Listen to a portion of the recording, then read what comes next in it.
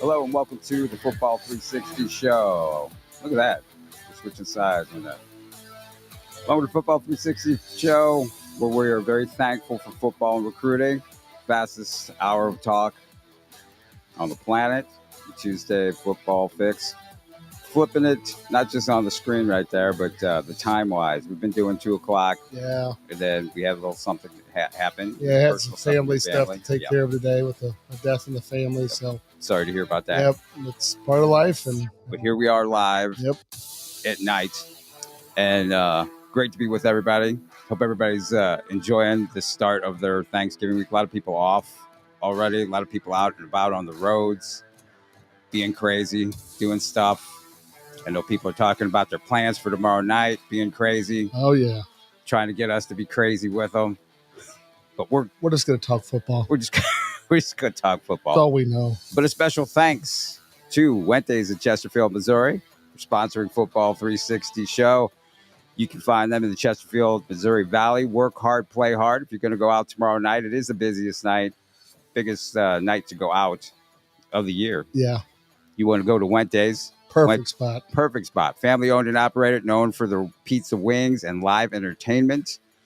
And you have a great time indoors or out on the heated patio, which would be perfect tonight. You want to stop by there tonight.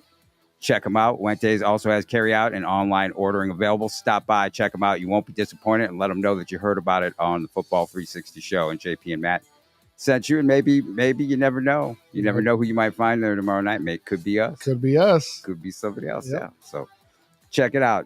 I am JP Rock. He is Matt Bierman. Matt, how you doing? Doing great. I'm excited to be back. I love getting to talk football, so this is something I look forward to. It is. It's a highlight. Some of the stuff we're going to be talking about tonight, it's going to be some Mizzou talk, obviously, some football playoffs. It's hard to believe that the season is just like a couple weeks away. Yeah. Championships are the second and the third, I do believe it is. I'm battling a little something if I sound a little nasally. You gave it to me clearly, and that's it. Some ACS All-Star rosters. We can talk a little bit about that tonight. Yeah. Some 7-on-7 elite combine stuff coming up. Off-season plans. Coaching hot seat. I want to talk about that a little bit. You had something that you mentioned. The transfer portal. Just start to talk through your senior, where you at with recruiting and kind of game plan. Yes. How that works. Absolutely. Recruiting strategy for seniors and juniors. Yeah. And maybe a little bit of sophomores, but definitely the seniors and the juniors. You might think that, your recruitment's over with. People aren't necessarily beating down your door just yet. You got a few offers. It's not over yet. And the longer it goes, your value rises. Once everybody is picked off of people's recruiting boards, they reevaluate. That recruiting board shuffles up a little bit. And guess what? Some people might come calling. And the person that really stands out to me, comes to mind, is Charles Harris. Played at Mizzou, was from Kansas City. I think it was Lincoln Prep. Lincoln Prep or Center. Got his offer, I think it was the Monday before signing day. Yeah. Went up there, got his offer from Mizzou, signed, was a member of the Miami Dolphins, made it to the NFL, of course. Had a great career at Mizzou. What was the player last year from, I think he got drafted by the Chiefs. He was from over in Kansas City, didn't even want to play college football. Right. I forgot his name. I did too. But yeah, absolutely. He was a guy that came out of nowhere, right? And gets an offer to play at, I think, K-State. Yeah. And then he ends up getting picked up and plays. I think you're talking about the defensive end. Yes. Felix. Yes. Yeah, Felix, which quite honestly, Felix was a guy as a sophomore. If you go to my Twitter at JPRockMo and search, Felix, I don't want to mess his name up, but if you want to search his name out, he plays for That's why I didn't say it. Which is, I knew that was what it was. I'll look it up and say it. But I have a video of him at the KC Varsity Combine as a sophomore, and I tweeted out about him and said he was going to be a guy. Yep. And of course, I mean, he's one. William Bradley King is another guy. You can't just go by the fan sites and look at it and say, this is a guy, this is a guy, this is a guy. Yep. I mean, sure, the elite of the elite, cream of the crop, no brainer, right? But these guys are constantly reevaluating. I just listened to something earlier, and I thought it was really interesting. It was a D1 coach. A guy had asked him a question, and he said he made a comment, something to the effect of, he had a kid that they offered, and the young man said, coach, I'm going to wait till, go through the summer, kind of see how it goes, and then reevaluate. So, what he said was, well, that gave us an opportunity to reevaluate him, and we didn't like him as much as we thought we liked him, right? Yeah. So then the kid came back and wanting to commit, and there was no spot for him. That can happen at the D1 level. Oh, yeah. That can happen at the NAIA level. I mean, there's, things change, staffs change, systems change, and you got to be careful. Someone goes offering you and you placate and you push them off, which it's not always a great idea to commit immediately, but sometimes it is. You really have to have a plan. You really have to go into it from it. You really have to have a strategy. You really have to know that it is a business, and you got to treat it as a business. And I was just having this conversation with somebody over the weekend about how much you really need to do your research and protect yourself, and just don't fall in love because people love you. Oh, and and JP, that is the biggest issue with recruiting. A lot of it is 100%. the uniform. I mean, I'm so glad that NCAA got rid of that, uniform taking picture stuff, because that's where a lot of it starts. These kids get enamored with the process and thinking that they are, special. Right. And the reality of it is, it's just like when the NFL was going to, strike, if you will. People are Cowboys fans. People are Rams fans. People are Falcons fans. The NFL will survive without players, right? As they have good players. Whoever's on that team is who they like, especially if they're winning. College footballs are much, teams are much the same. Yeah, you want to have certain level guys to compete, but at the same time, like if you just overplay your hand and think you're more powerful than what you really are, I don't think you are doing yourself a lot of justice in that realm. And I think a lot of those guys end up getting passed over. But True. The number of kids that fall in love with the recruiting process that don't love football, I think that is a really dangerous component of the recruiting game. And it's not the end goal. Getting offers is not the end goal, no. Right? That's just the beginning, really. And another thing, the fall in love, game day visits. Oh, yeah. You see a lot of game day visits going out. You see game day visits going out to freshmen. And some of them are really, really good freshmen, and they're going to be guys. But you got to take that with a grain of salt as well. Be realistic. If you go to a game day visit and you don't have coaches walking over to talk to you, then either it's a bad staff and they don't know what they're doing, or you're just a guy there that's another fan that came in a different entrance. Yeah. I mean, that got to go down on the field before the game. I mean, most of the time kids on game day visits are there because someone called on their behalf, right? Now, if I call on someone's behalf for a game day visit, I truly believe that kid can help that program. I'm not calling in favors. But if I call and you call, you want to get a kid into a game, it's easy. Okay. They send them a questionnaire, they fill it out. It's NCAA compliant. They get their tickets, they go into the game. But while you're there, you need to be you need to communicate with coaches. You can't just go there and stand around, right? It's a business trip. And, if you're fortunate enough to get to do it, I wouldn't put too much stock into it. But it also does show people that you are doing some things recruiting. But it's part of the process. It's part of the process. But some guys, I think, boast about it when there's not much to boast about, because theoretically any high school coach can call and get a kid on the list. Well, what you have to do is be even keel. You have to be, even keel about it. Take it for what it is. Use it, like you said, as a business trip. Find out about the school. Ask questions. Try to talk to coaches. Get some FaceTime with them. Stuff like that. Talk to players. See how they like it. See what the feeling is. See what the locker room's like. Absolutely. And, a lot of times, some of these guys, they do due diligence with. Yep. And the recruiting staff knows who they are. Oh, yeah. Some of the other guys, though, they're just casting a wide net out there, right? Because you catch a lot more fish. Put that net out there. Some guys, they like to bring it in to see about offering them a PWO, right? Don't have any scholarships available right now. Seeing a lot of that going on as of late. Trying to get some steals, trying to get some bargains. It is a business. It's 100% a business. And all of those steps, all of those things we talk about, that's them having the upper hand in the business angle. So the only time you get the upper hand is if you are a 4 or 5 star guy that is a legit 4 or 5 star guy that's been verified by most of the other schools in the country, right? Yep. Other Power 5. other than that, no one really has leverage. You don't have leverage, but you can protect yourself. Yes. And you can't. You do have a hand. You might not have the upper hand, Yes. but you do have hands you can play. Correct. You don't feel like you're the victim or you're at their mercy. No. And then, but how do you overcome that? You show up ready to play. Right. The number one, I always tell kids, you can only go to one school. So 50 offers, you're going to pare it down to 5 anyway. You're only going to one, right? And then besides that, you look at it on the side of like, what are you going to do? Are you actually going to realistically have a chance to get on the field, right? And are you going to be able to contribute once you get there? And I think that's the number one question you got to ask yourself when you're looking at these programs. I mean, the number one mistake that recruits make on game day visits, I mean, it is done week in and week out. They go down on the field, they watch guys warming up, and they think to themselves, I could start over that guy. I'm better than that guy.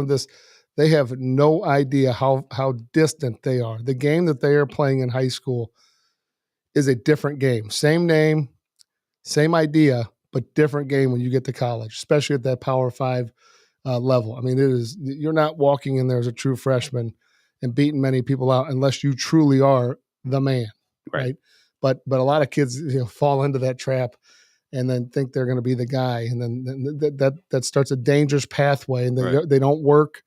They get their offers, and then they fall out of love with football, and they fall in love with recruiting, and that's the kiss of death because you will not survive in the game of football if you're not working. Right. I don't care who you are. You have to have the right mindset and do everything right. And somebody who did everything right and it's worked out for him so far is Mr. Talon Chandler from Nevada. Hey. Oh, look at this. Last time you were on the show, you had black and gold on, but it was a little different. Yeah, I always got to represent.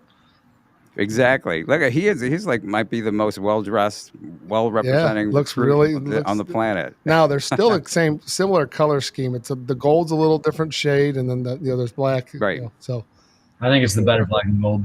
Yeah. There you go. Talon, thanks for joining us again, and congratulations on your commitment to the University of Missouri. Thank you. I appreciate you guys having me on. So last time we talked, we went over your recruitment and talked about the season you were having a great season. Congratulations. Unfortunately, you guys lost to Kearney, right, last week? Yeah, they're a darn good team. You got to give praise to them. I mean, I think them and Lutheran North is probably going to be the state championship game. So. Oh yeah, they're an incredibly good team.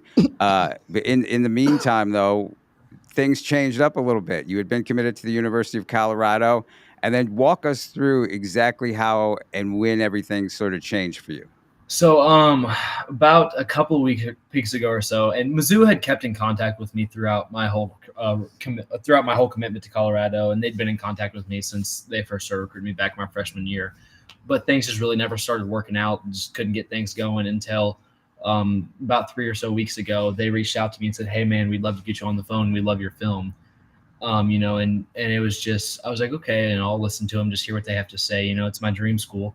And then, they offered me a scholarship to go play there.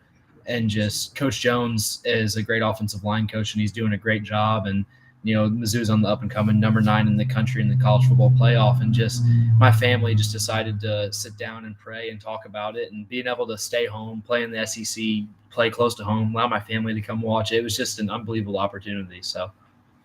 Right. And knowing you over the past few years, you nailed it. It is your dream school, and it had been a school that you'd been hoping that you might get an offer from. And so how does that just feel? Were you shocked? Are you just like elated? Yeah, I mean, I was shocked, but I was just happy because Colorado, I have nothing but praise for them. They were great to me. I mean, they are very supportive. They showed me a great amount of love and support. But whenever Mizzou offered me, it was like, okay, this is what you wanted, and it just came true. Like, you can see all of the years of work that you've put in finally paying off. Like, this is what you wanted all along, and you finally get that opportunity. Yeah, Talon, I think over the years I've gotten to know you and your family very well, and it's one of those things that I think Mizzou for a moment in time was a little perplexing because you would go to their camps, do extremely well, and then be told that they were just recruiting, outside guys like tackles, right? They weren't going to go for interior linemen. And then, I think someone like myself and JP probably give you some advice is, hey, you never know. This thing's not over till it's over. Things change continually, and then Colorado steps in. It's a dream offer. It's a great offer. Under working with some great coaches, especially Coach Bill O'Boyle, who's a really, really good guy, hell of a coach. But then, things change, right? And it's I don't know that people can understand how fast things can happen in recruiting. So what would you say to like these younger guys, even current seniors or juniors, like about your experience and like how fast things can change when you think you're set, you think everything's good, some things kind of happen behind the scenes, and then all of a sudden it's like bam, and now you're faced with a new decision. Yeah, I mean, it's everybody's process is different, but you just have to keep trusting yourself and keep just playing to the best of your ability every week. I was making highlight films just to send to the Colorado coaches every week and just playing, just trying to win another state championship. And then it just worked out that Mizzou happened to see it and was like, hey, man, you're playing great. We love the way you're playing, So it's just, if you just go out there and you play the game and you love the game and you just keep working and don't get discouraged, you never know what's going to happen because everybody's process is different. Everything comes at different times for everybody. You just have to keep going. It really is different, and yours is an interesting story in the fact that it started a little slow. I know it wasn't going as fast as you and your dad had hoped it would go. And people, I know me and Matt were like, just have patience. It's going to come. It's going to come. And then Colorado offered. And then, like Matt said, boom, here we go, 100 miles an hour. Now here's Mizzou back in the picture. What did the Colorado coaches have to say? How did they take you decommitting? And what did the Mizzou coaches have to say as far as you joining the Tigers? I mean, obviously the Colorado coaches were upset. We had a great relationship with them, but they were very supportive and just were like, hey, man, we know you have to do what's best for you and you have to do what's best for you and your family. We understand that. We love you, man. We wish you the best of luck. It sucks you can't be with us, but good luck, man. We'll keep in touch. You never know what could happen down the road. And the Mizzou coaches are unbelievable. I have a great relationship with Coach Jones, Coach Evan Boehm, who played there. He played center there. Just those two guys have been really the heavy recruiters, and they work with offensive linemen mainly. And so it's been great to just be able to talk with them and learn from them and just build a relationship with them. And then Coach Drink's awesome. I mean, he's shown me an immense amount of love, and he even told me like, hey, man, we should have offered you sooner. Just things didn't work out. And, now we're here and it's up to you now. And so, we think he's an awesome person. And he told me that he thinks I'm one of the most underrated players in the country and that they wish to have me. So just things worked out and it's awesome. He always tells me how awesome it is to have me and how I'm going to help their program. Now you're a mid-year enrollee, so you do have an opportunity right away to get acclimated and to see where you fit in. Have the coaches said where they see you fitting in? Yeah, so they're bringing me in to play center. So obviously they have Connor Tollison right now, so they want to bring me in and try and make me the second string center and learn from Connor and just see how things go from there. And your goal is? I want to start as a freshman. There you go. Yeah, why not? Yeah, I mean, that's it. And I think knowing what your plan was as soon as, you talked to your dad numerous times, like, being an early enrollee, like, you're going to have a condensed time frame. The season ends between now and when you enroll, and it's time to start working, right? As soon as kind of holidays get out of the way, like Thanksgiving, then you're working, you're training. I got to get healthy first. Yeah, right. I mean, you're let your body regenerate over the next few weeks, get yourself working again, and then before you know it, you come in and get going. Now, Mizzou will be in a little bit unique of a space this year. Last year, they wanted to be done before Christmas. If they keep playing the way they are, they're not going to be done until after New Year's. Absolutely. Yeah, and I can go to bowl practices now, which is nice. So that's something that we've talked about. That's awesome. Which is awesome. So I think, talent, it's one of those things. I got to bump into you at the Tennessee game. I got to go a few weeks ago, and that was your visit when you were down there. So we bumped into each other, and it was great catching up. And it was interesting after the game.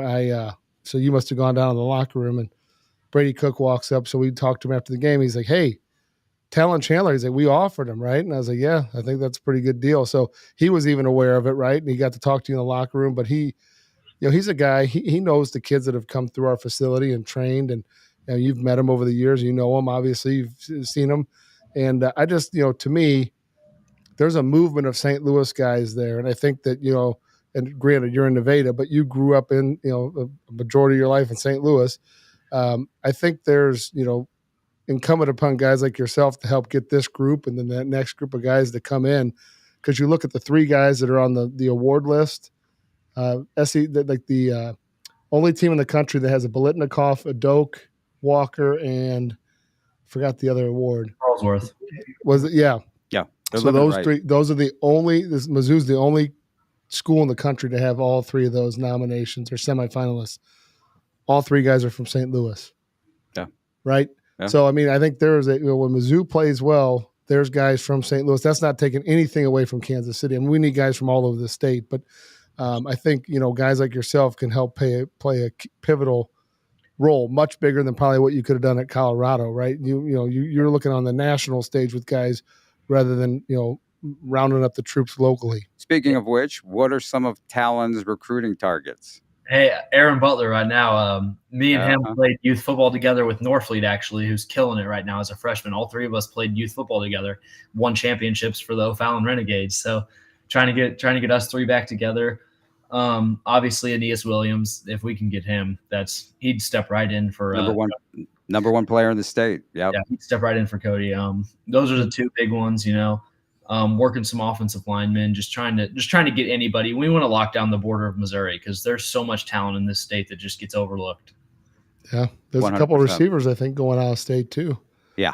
Yeah, J-Mac and Wingo, they need to pick it up. They like some receivers from Arkansas right now, though, too. That they think that if they do miss on those guys, that they'll be pretty good with them. Pretty good guys. So, all right, Talon. Well, I appreciate it. Appreciate your time and congratulations. And look forward to seeing you wearing the black and gold. And you're probably going to see me and Matt at some spring practices and got some games going forward. Hey, Matt, I'm ready to get to work. I'll be up there soon. We'll see you soon, buddy. All right, Talon Chandler from Nevada. Tell your dad I said hi. Happy Thanksgiving. Yep, happy Thanksgiving. All right, talk to you soon. Great kid, just really who you want to have, the type of player you want to have represent your university. Student athlete, just a leader, charismatic guy who will go out there and recruit. I didn't know. Technician. Yeah, that's just an absolute technician. I know that you're seeing a lot of names mentioned with Mizzou, including guys at other schools are coming back. You and I really interesting because I think so twofold. I think Mizzou's going to get a bounce. Like I read an article early in the week where they were discussing that Mizzou's results on the fields have not yielded them a lot of bounce with guys coming their way. Talon could be the tip of that spear. He's a 4-star recruit, Army All-American, who's now committed to the University of Missouri. When was the last time we had an Army All-American lineman committing? I mean, Sheldon Richardson. There you go, another elite guy. Yeah. So I don't. It's one of those things where I think it's probably, center is as an important position as you can find. Very. So you want to be strong up the middle. Yeah. So he's I think he could be the beginning, turning some of that tide. He is, and you're absolutely right. I was speaking with somebody from the university, and they were, talking about how they really haven't seen that bounce yet from the season so far. They're about to win their 10th game. So they're about to get a bunch of guys from the transfer portal that were maybe guys that were St. Louis guys or Missouri guys that will probably try to want to come back home. Yeah. Which they can pick and choose who they want to come back home, right? That will be interesting. I hear a lot of scuttlebutt about that. What's interesting though is also here's some rumors that, and I don't know if I should really talk about this or not, but how in demand is Coach Drink going to be following the season? I hear Texas A&M might have some interest. So Mississippi State might have some interest. The team they're going to be playing. I know that people down there, some money guys down in Arkansas. Well, he's from Arkansas. There you go. Would love to have him there. And I know that their coach, Sam Pittman, got the kiss of death, which, he's our guy. 100%. He's going to be back. But it's going to be interesting. I mean, the offseason is going to be coming. Some other coaches are going to be let go. Who would be a more high-profile guy this year to be coveted by, major colleges? Who? Right. Other than you talk about the money that Texas A&M's paying. And Mizzou's not paying that money. No. So, and our very few schools are. So that's a very interesting thing. Yeah. I mean, it'll be interesting to see how that plays out. So, you would hope that, the schools helping them springboard would get the first nod. Yeah. But they are definitely making good headway.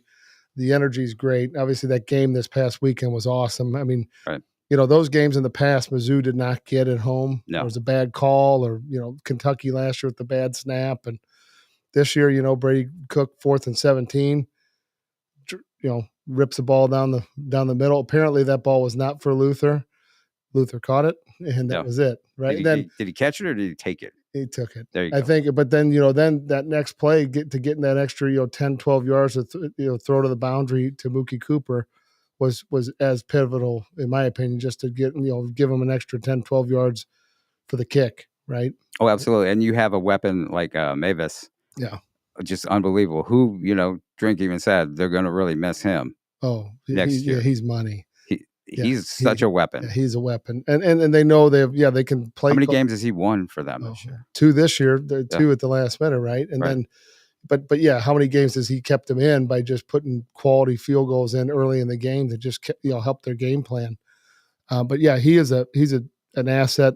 They're gonna have to retool and figure out who's going to be the guy next year. But I got to tell you, they have made a huge swing this year. But I think a lot of it is obviously coaching. But the players, the locker room seems very united. The team feels very, very invigorated and playing extremely well. So it's fun to see. They've done a good job. Drink's done a good job with some players that Odom brought in. Mm-hmm. They've done a good job with the transfer portal. When it first started, it didn't seem like they were doing all that. Now you're seeing it there, and with recruiting and Drink's hiring of some coordinators. Oh yeah, huge. Kirby Moore and Blake. Oh my God, why am I drawing a blank on the D coordinator? Yep. But yeah, they have done an excellent job. He has led them and put the right people in there. But I tell you what, this week, looking at Arkansas, Arkansas record is not good, but they are really, really dangerous because they've been backed into the corner. They have won a few games, but have lost a bunch of tight games that I think, they took Alabama to the wire. Right. One-handedly last week. So what's gonna be Blake Baker. Baker, yes. Thank you, crack team out in the yes, there we go in the booth. Oh, he's a hell of a helping defensive us out. Coordinator. I would imagine people are going to be going after him this year. Yeah, they went after him last year, and the Zoo paid him. Right. But Kirby Moore is going to be another real hot name. Absolutely, and this is what you call attention getter, right? Talking about the possibility Drink's going to be coveted. Blake is going to be coveted. Kirby's going to be. I mean, but it's reality. Yeah, that's the game. That's the game. It's a business. That's what we're and that's another with. thing that recruits need to pay attention to as well. Oh, Okay, so that's something else to talk about. So like a lot of kids don't understand this, but coaching stability is critical, right? So who recruits you is critical, right? So if you are a offensive lineman and you're being recruited by a defensive back coach from an out-of-state school, that's a problem, right? He has your area, but if you have not built a relationship with that line coach, it's a problem because the way it works is the offensive and defensive staffs meet separately, right? And obviously they're on the same coaching staff, but they are units inside the team. Mm-hmm. So when someone has to stand on the table for you and go to vouch for you, that defensive back guy's in the other room, right? The O-line guy, if you're not his guy or don't develop into his guy, it's not a good situation. Now, I have a great example. I have a kid that we trained, excellent quarterback, goes to a school on the East Coast, a Division I school, FBS, not a Power 5. He gets there. In the time that the guy that recruited him was a coordinator, and that guy left, right? So this young man is a real tall quarterback, moves well, throws well. He its initials DD. Yeah, he gets told, "Hey, you should switch to receiver." He says, "Coach, you guys recruited me to be a quarterback because the guy was 6'5". Mm-hmm. Broad, jumped like 11 foot. Oh, yeah. 4'4", 40 guy. Right? I mean, yeah, just unreal athlete. He says, "Hey, we want you to move to receiver." This is the quarterback coach, OC. And he says, "Well, you recruited me here." And the guy looked at him and he goes, "I didn't recruit you. That other guy that left, he recruited you." Go play for him then. Right. Right. So it's one of those scenarios where people don't quite understand, like, there is a game within the game, Yeah. and it's All in the the love coaching went out the staff. window. Yeah, right there. because like for instance, we've had guys like, a kid named Brandon Shepard who played at Oklahoma State. Todd Monken recruited him. Todd Monken at Oklahoma State was the OC. So he came in, got to play as a true freshman. Okay. Todd Monken leaves, goes to I believe to the NFL. And then he's in the NFL for a number of years. And then he was most recently was Georgia's OC the last 2 national title games. And now he's back in the NFL again. But Todd Monken, who I've known for years, is a fiery guy. Okay. So he leaves. Brandon Shepard is Todd Monken's guy. Any issues Todd Monken had with some of his assistants, which apparently there were some, like the receiver coach, got taken out on Brandon the next year because Brandon had no cover. Right. Yep. And now all of a sudden you got this guy, an adult man who's taken out some of his grievance with another adult man who was his boss, who's no longer around, on a kid, on a 19-year-old kid who's there for his second year. So stuff like that happens. How do you insulate yourself from that? It's really tough to, but you want to be getting recruited by the guy that's coaching your position. You also want to understand, like, is he a high stock rising guy? Is he going to be gone? Go look at his bio. Yeah. And look and see, is every year, is he changing rosters? Is he changing staffs? Because guys do that quite often. Yeah. Right. And usually that's not a sign of instability. It means the guy is usually rising through the ranks. So if you find somebody that's stable, right, that means they're probably pretty good at what they do. And they're probably pretty satisfied with their job. So those guys are good. Right. But the younger coaches are the ones that are usually moving the most. So you really want to know who's recruiting you, because that also plays into it. Yeah, you do. And you want to do your research. You want to, search the internet. You want to, ask people, find out who is on the rise, who's going to be looking for other jobs, who are schools possibly going to look at in the future as coordinators or possible head coaches, and take that all. I mean, you can't just sit back and be like, I got this offer. They tell me they love me. They tell me I'm the next big thing. You have to do your homework. You have to treat it as a business. You have to research everything, including down into the assistants. Like you said, who's recruiting you? Are they going to be there? What are their prospects? Look who they signed last year. Did he sign transfer portal guys? Did he sign guys that coming out of high school?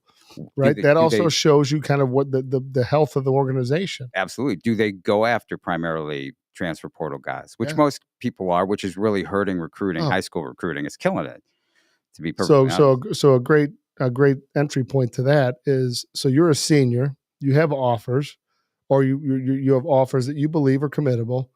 You're still talking to schools, whether that's FBS, Division II, FCS, and those guys are telling you, hey, they're doing their job. Sometimes doing their job is just communicating with you. It doesn't mean you have a committable offer. It means you have an offer, but you don't know whether you are on their board, right? If they keep telling you're number one, then you probably are number one. But you need to understand, the transfer portal opens up here at the beginning of December. That is if they find someone that's got experience that can do the same job as you, they'll take your spot in a heartbeat and not care. So you have to be very careful. My advice would be, do your official, get down there, or if you've communicated and done a game day and you feel like you want to go there, commit. If things change between now and signing day, they change, right? But if they accept your commitment, that's a solid deal. They're not going to be able to go back on it. I mean, if they do, there's some other issues with that. But I mean, they can. Yeah, technically, I mean, yeah, there's. They can. I've known kids who signing day. Yeah, they get told, now we don't have. So that's why I say it is a business. You do have to protect yourself, and you got to take the feelings out of it. It has to be 100% a business decision, and there's no shame in committing. And if things change, they change, like you said. Yeah, they change. Like, you have to do things that could change. Because you can sign, and we see it every year. You sign, and then the coach leaves. Oh, yeah. All the time. So today I heard, I thought it was really, really interesting. Speaking of having talent on, with Deion Sanders was talking to the effect of something about, kids cheat on their girlfriends, and how could we expect them not to cheat on the college? Because, but he said that he thought if you committed somewhere, you shouldn't be able to take other visits, do stuff other places, or even about anything like that. But I find interesting, he said, because if you're committed, you're committed. But here's my thing. He was committed to his job at Jackson State as well. Yeah. He did what was best for him.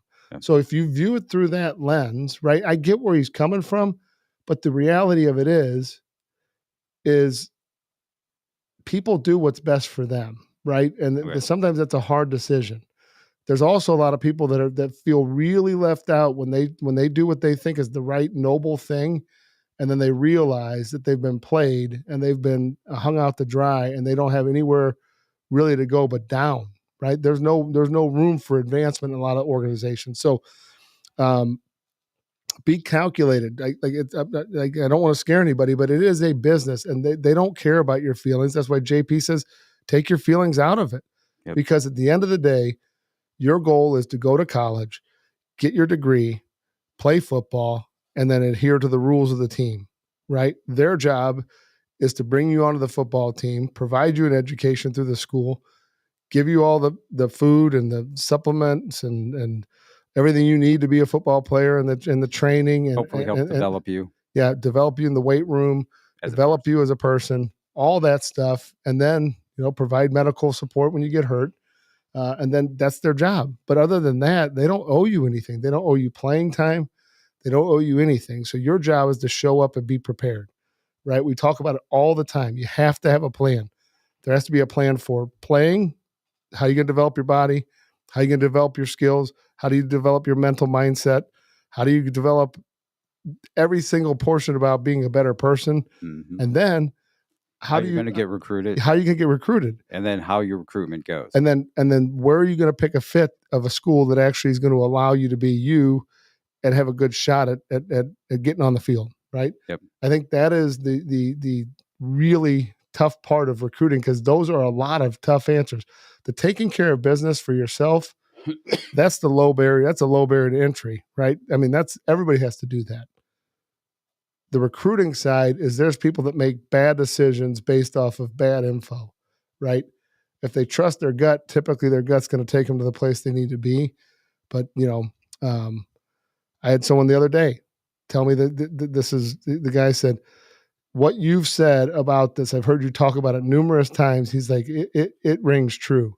And I'll have to think who I was speaking with. But if you are a recruit in St. Louis, Missouri, you should be looking at schools in Illinois, Iowa, Arkansas, Kansas, Kentucky, Tennessee, states that touch or very close to us. That would be our region, okay? You start to get too far outside of our region, like you can go up to Minnesota and Wisconsin, kind of stay that Midwest. But if you start getting too far out of our area, name the players that from St. Louis that have killed it outside of there.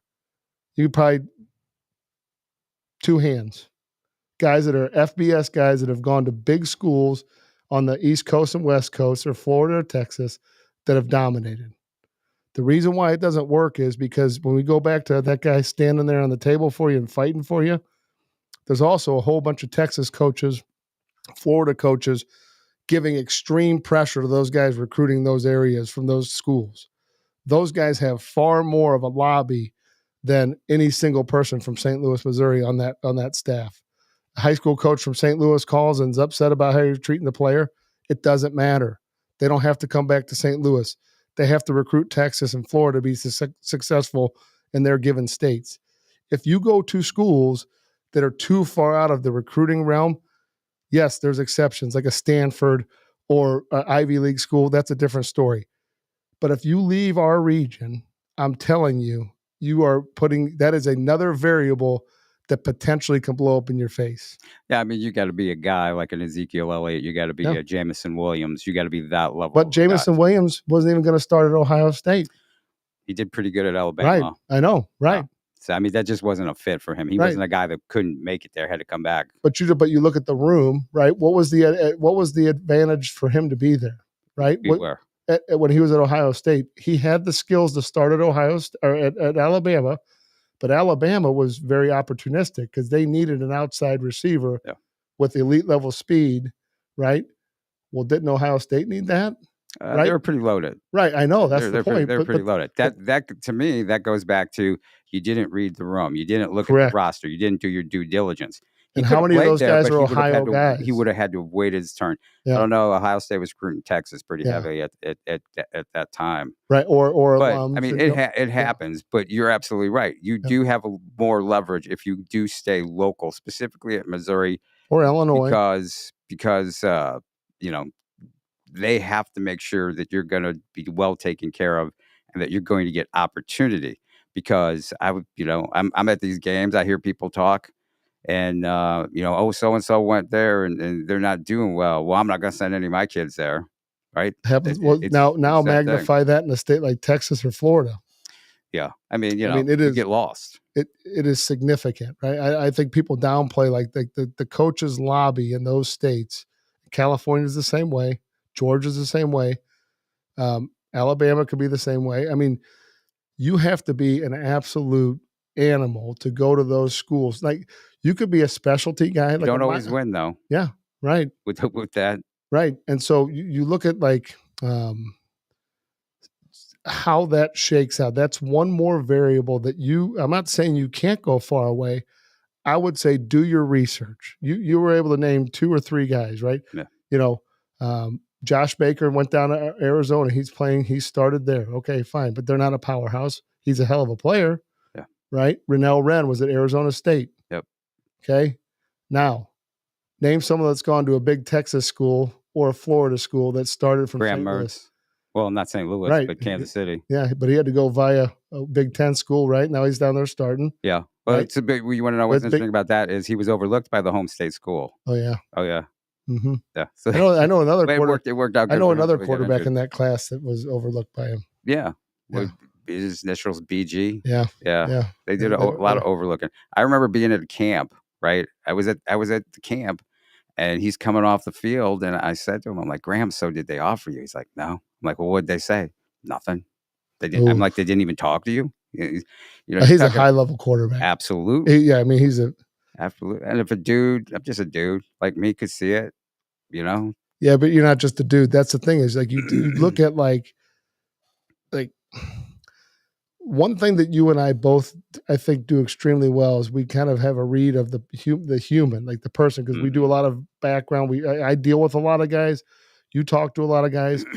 And it's not just all about who the player is. It's about like what type of player they are. Yeah. But what type of person or total player are they? Because, I don't want to waste my time in my program with a guy that's just a complete derelict that's not a good person. They don't show up anyway. Right. They don't want to be there. Yeah. It's not fun for them, because it's actually hard work, and someone's holding them accountable. But I think, the 2 quarterbacks, Mertz and Brett Gabbert, 2 guys, I mean, animals. Now, they did really good having Brady Cook, but as we've discussed, like, some of the stuff that they did in the recruiting of that, in the transition and prior to that, they're lucky they got him. I mean, like, you look back on it. So, I think there's a lot that goes into it. Obviously, you got to, have a lot of discernment and prayer and get into, a really good state of mind to make a good, solid decision and take the emotions out of it. Without question. By the way, that Arkansas game, that's Arkansas's bowl game. Yeah. Right there. Right. That's going to be another thing that they're going to have to climb over. But you're absolutely right. And, when you look at it and you look at the talent that's in the state of Missouri and across the region, it's just incredible. Pinkel won with St. Louis and Kansas City guys. The main guys from that helped them win. Think of it. The Macklins, the Chase Kaufmans, the Sheldon Richardsons, the Coney Elys. It started with the Damian Nash, and moved on from there. Yeah, you had, oh my gosh, you got drafted with Blaine, defensive lineman. He got in trouble. Oh my God, big, tall DN, San Francisco 49ers. Oh, yeah. It's Smith. And then, Alden Smith, and then Justin Smith as well. I mean, yeah, you look Alden at was an interesting character. Yeah, heck of an athlete. Oh yeah. But if you can control the borders and those guys stay closer to home, and many years in past, guys left for good reasons because they were not recruited. I mean, Kyron Williams was not; he was an afterthought, right? And how hard have they recruited Aeneas Williams? I don't know. I have no idea. I would assume, hopefully, really hard. But yeah, well, here's the thing. if we want to get down to it, Yeah. okay, Aeneas Williams is my number one player in the state, has been my number one player in the state since he was a sophomore. And I saw standing on the sideline watching him score 6 touchdowns. Unique, just nobody's like it. I was talking to a coach from Luther North who, what that game was 70-61, Mm-hmm. right? And Aeneas Williams made it close towards the end because they were down like 30 points. And he agreed with me. He said, we prepared for him. We looked at film. He's like, we couldn't do anything. And our players That's were when just you like, know you got a guy. that's when you know you're when you rare know. air. Absolutely. Where but And you it can't is do weird because when you see guys that are high level recruits, I mean, I've been to my fair share of games where there's guys that are high level recruits, and you leave and you're like, Yep. they're left to be because the kid is not necessarily playing to the level that they can. They don't dominate because they don't want to, or maybe they aren't who people say they are. Exactly. I mean, there's a couple reasons. A lot of things go into that. But yeah, I do think those are targets that they need to recalibrate and see if you can get those. Because if you want to sustain the run that they have, Cody Schrader fell into their lap, right? Oh, I mean, that wasn't a Mizzou thing. That was a kid living on his dream thing. Which we need to talk about him again. Maybe we just need to do like a special. We need to get we'll get him on 15-minute special. We'll get them on once they get after their next game. Let's see if we can get Cody Schrader and his whole story and how he was overlooked and how can that be changed. Yeah. Well, I think, let's be honest, he does not fit the prototypical running back. Well, we'll save that. You're absolutely. He does. Well, in what way? Because his skill set is. Well, no. He physically does not look. So if you remember multiple weeks ago, I talked to, I used Miles McVay as an example. So when you look at being recruited, another thing you need to look at is, are they recruiting guys that do you look like guys? We talked to Jackson Cantwell about this. Mm-hmm. Do they look like you, right? Does the room of guys have the guys that have done really well under that coach? Do they have the same body type as you? Do they have the same physical features, arms, all that? It gets even down to skin color. I mean, it does. It does. And that's something we'll probably talk about. And people don't want to talk about that, but it's a reality, right? Yep. If you're realistic, you look at certain positions, and as evidence, how many, Cody Schrader. We need to have an after-school special about that. Yeah, Cody Schrader. There's a lot of stuff that I know. I heard Carl Reed, who's he brought it up. We should have had that clip. Yeah, he brought up on his show. He said, when was the last time there was a white running back leading the SEC? And Carl was 100% right. I don't know. It's been a long time, but Cody probably was. I think Cody was overlooked for a numerous number of reasons just coming out of high school, right? Not just because he was a guy at Luther South. Yeah. I think he just was overlooked for a myriad of reasons, right? And, he would have been a guy that would have greatly benefited from Lindenwood Mega Camp, right? He would have benefited because he wasn't able to there weren't enough eyes on him, I don't think. I mean, recruiting film-wise, there were, but live in-action camps, I think he would have been a guy that would have absolutely eaten it up. See, I saw him enough to where I knew he was a guy. Yeah, right. I knew he was a guy the first time I saw him in 8th grade. I'm like, damn, this guy's put together. And he had the numbers. He had the numbers both with his testing and his measurables. Yeah. It was just the other stuff. Lutheran South, it could be played part of it. Yeah. But there was just other things. And like you said, I mean, he really had nothing. I mean, he had Northern Colorado, which we can talk more about that. That was kind of an aberration. Which is interesting. I'm seeing more guys like Cody Schrader. In fact, there was a freshman I saw who I know Jaden Burleson. Yeah. At Fort Zumwalt North, played a lot like Cody Schrader. Mm-hmm. I mean, and they played Ritter. And I'll tell you what, he was moving the pile. He was carrying guys about Elijah 5 yards. Elijah Stevens at Rockwood Summit, real similar. Kid I saw this past Friday, Aiden Ryan at Rockhurst, Kansas City Rockhurst. Speaking of Jackson Cantwell and Mizzou and tying it all in together, I'm standing there on the sideline, right? And I get there and I'm looking. I'm like, that dude looks familiar. And it was Coach Drink. He was there at the Rockhurst Dixie game. And what's interesting is he's like almost on the field. Oh, yeah. Screaming, let's go, Jackson. Let's go, Jackson. Oh, hey. Well, hey, he's recruiting his guy. I mean, that's he was there recruiting his guy. And he's there closing down the borders, which I think is really good. Right. Which Jackson was interesting, just as a little side note. He went up against Michigan commit, Andrew Sprague, who's a 6'8", 300-pound guy who's going to play offensive tackle for the Michigan Wolverines. So it was Jackson going against Andrew Sprague, who's a senior, and that was an interesting battle. So, they both won a And little bit, but seeing Jackson, who's I think he told me he's 14, maybe he's 15 now, yeah, putting that 300-pound Michigan recruit, into the turf was pretty fast. Michigan's a school too, like in that Midwest region, Big Ten. Good school for guys to There's go been to. there's been good guys out of St. Louis. I would say they've Son definitely, Haskins, Will Paul, Ronnie Ball Parkway, out of Parkway Ronnie West guy Bell out back in the of day. Parkway, Um, Park Hill. J.U. Chesson, Yeah. Ladue. Yeah. And now Dale Chesson's there. Did you know that? I didn't know that. Yeah. J.J. McCarthy, he's a guy, he was a boom quarterback, coached against him numerous times. I remember that. Yeah. Stud. I mean, he was really, really good. And he had the swagger, even back when he was in 9th and 10th grade. Yeah. Interesting stuff. So, yeah, Aeneas Williams, they, transitioned to playoff football, lost to Luther North. And, I told everybody last week, I'm like, if you're going to see a game, go to that game. Yeah. 70-61.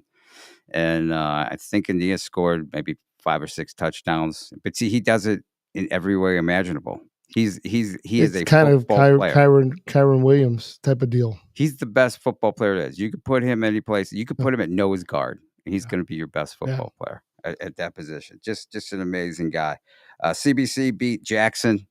Not a huge surprise. Jackson without Adrian Fox. Different team. Yeah. Drew Parsons does a good job as a sophomore, but just Jason Wiley is played a majority of the quarterback there. Stepping up, doing a good job. Nick McClellan came up with a big pick. Yep.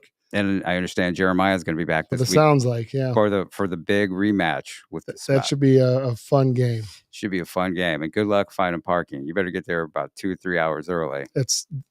I love CBC's field and the setup. Oh yeah, but man, it's tough when Missouri Baptist doesn't let you park on their property. Right. It is tough. Absolutely. So it should be a heck of a game, though. You want to do that other side of the state, Rockhurst, who did beat Nixa. They beat them 38-14. They're going to be playing another rematch with Liberty North, who I saw the first game of the season against Lee Summit North, and Liberty North is going to be tough. Yeah. Rockhurst is a real good team, solid, a lot of seniors. They all know their role, and they all do what they're supposed to do. Liberty North has the D1 studs, so that's going to be an interesting matchup. And so it looks like we're going to get a matchup out of those guys. And there's some really solid matchups absolutely, still to play. Absolutely, guys still playing. I mean, you have Cape Central at Cardinal Ritter. Good luck. It's going to be about 38 degrees. I know.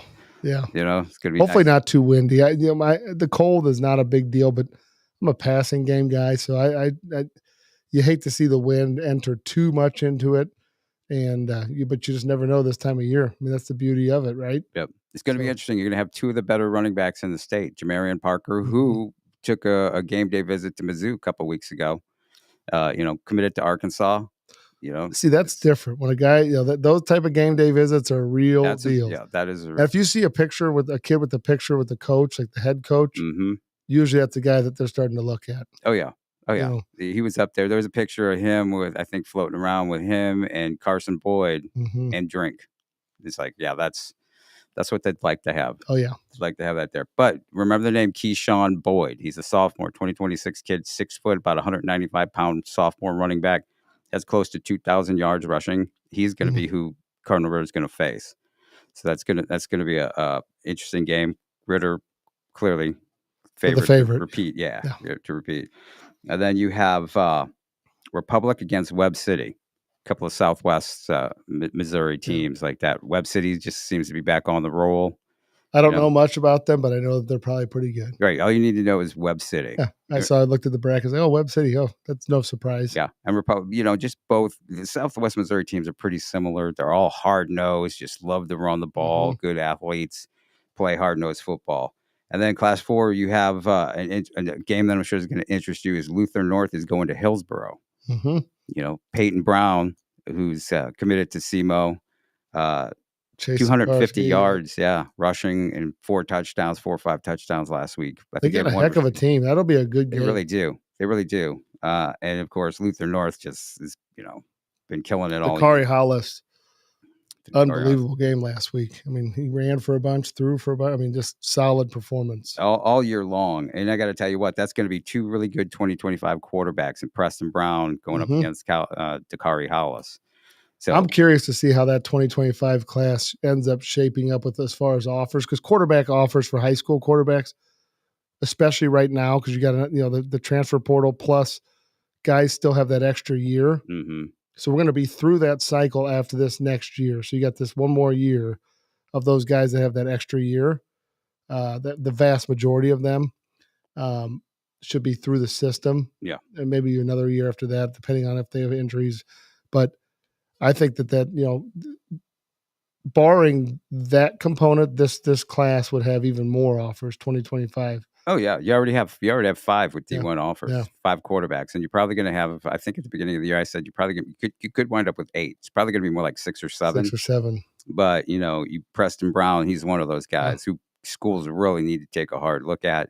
Yeah, you need to look at him. Yeah, Tillman Martin from Liberty North, just having a great year. Big kid, 6'3", 6'4", 200. Brady pounder. Davidson already has the offer. He's got a bunch of offers. Yeah, Jason Wiley will be a guy that starts getting offers. Wiley's a guy who he will. Who can come up and do that. The game I'd really like to see is Luther North against Cardinal Ritter.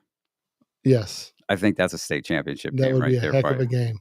And then the lower brackets, Park Hill Central has the unenviable task of playing Blair Oaks. Oof.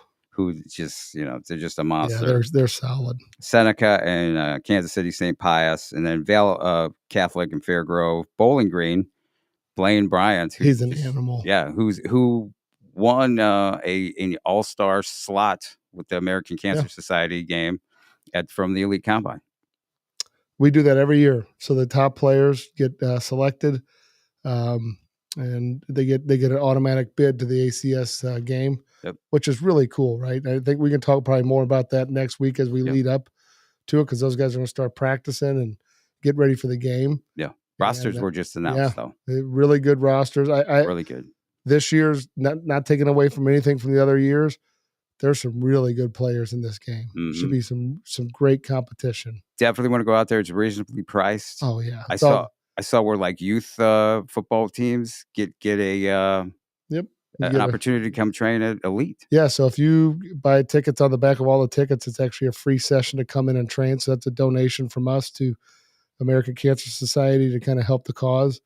We support it financially as well as just philanthropically giving up some time and to train kids and add value. Yeah, so I saw that. That was exciting. Yeah, we're really good partnership. We have so many good partnerships with people around the area, and it doesn't come by accident. It's guys that we've, earned trust, and we want to do things the right way and help any way we can. It's awesome. Some recruiting notes before we get out of here. Talon Chandler, of course, committed to Mizzou. Our dude, Davis Shukar, committed to the University of Chicago. He had all those offers, and I was talking to someone, like, it just shows you that I don't know what his major is going to be, but I know that we had another kid years ago named John Tabash, who ended up going there because it is the top economics program in the country, if not the world. So you could play, go to all those other schools, but that's where he's such a smart young man, intelligent.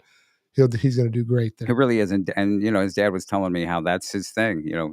He puts academics above everything else. Yep. So also from MICDS, Lucas Allgaier picked up an Iowa State offer from them. So he's on the upward climb as far as offers go. Has a handful of other ones. Brandon Mason, who well as well, was at Mizzou on a game day visit. His recruitment, we'll talk about that more. What's interesting, what's going on there. And then some guys picking up offers. Titan Davis picked up a Kansas offer. Kid we've talked about with Coach Merritt on the show. Brody Smith, Marshall, Jack Lang picked up the Notre Dame offer and Michigan State. And so you notice at Mizzou this past you notice the trend though, like a lot of the same names we talk about, right? So it's kind of a copycat deal. So once someone checks off and verifies, then that goes onto someone's board. They start looking like, do we want to offer this guy too? Oh yeah, we will. Right. Then it comes down to their pitch. It comes down to how bad they want the kid, how bad they're going to go after him. But as that process starts to squeeze, That's how people start to decide their top 5 and top 10s. Right. And you see names getting recycled every week. Seems like we talk about this Yeah. guy gets this. Yeah. It's the pretty girl syndrome, right? If Yep. a pretty girl gets asked out, then everybody's going to start asking her out. Yeah, or the ugly guy that dates the pretty girl. Now all the pretty girls want to date him, right? Okay. It's just experience, See? man. Yeah, that's how it works, Is man. that how it works? All right. Chase Sikarsky from Oh. Hillsborough picked up an offer from Southwest Baptist. Stud. Yep, He's a stud. absolutely. Jason Davis picked up a PWO from Lindenwood. Grayson Cutchlow from Rockbridge picked up a PWO from Mizzou. Guys looking to get some deals there. Yeah. And Ashton Phillips, really, really good linebacker from DeSmet, picked up a PWO from the Citadel. Remember Stump Mitchell played for the Cardinals? Yeah, his old school. Those guys, the PWOs, man, those offers are flying out there. Yeah. And they're looking. All those guys I mentioned can play D1 ball, but the transfer portal and just recruiting in general is affecting that. People are going to get squeezed out of the game. Yes. Which is it's ultimately going to hurt the game of football. Really stinks because, but the I guess on the positive, there's also guys that enter the transfer portal that never find a home, right? Yep. And that's on due diligence before you jump in. Any college guys out there listening, don't just randomly jump into the portal. If you're a grad transfer, that's a totally different deal. Yes. That shows maturity. That means you finished it out. That's a different deal. You're looking for a change of scenery or a change of program for your education. Awesome. If you're year one and you're jumping out after a semester, or you're a walk-on, and you have no film, you are doing yourself a huge disservice. A lot of guys left hanging who enter the transfer portal. Oh yeah. You need to have talked and had people give you a relative good idea about who's interested in you. Yep. Absolutely. I mean, that's the way it works. Yep. So where can people reach you? If on Twitter, it's Elite Football. And then if you go on Instagram, it's Elite Football Academy. On the show, if you just go to football360show.com, that'll be able to get you right there. Yep. And then we're the same Football 360 Show on Twitter as well as Instagram. I hear there's a Facebook page out there too. I don't know, but I hear there might be one out there. And there is a website. Yeah, that's football360show.com. As well. I am JP Rock, JP Rock MO, and JP Rock Scouts U on IG. That does it for us. Fastest hour of football talk on the planet. We'll talk to you next Tuesday. Happy Thanksgiving. Happy Thanksgiving to everybody.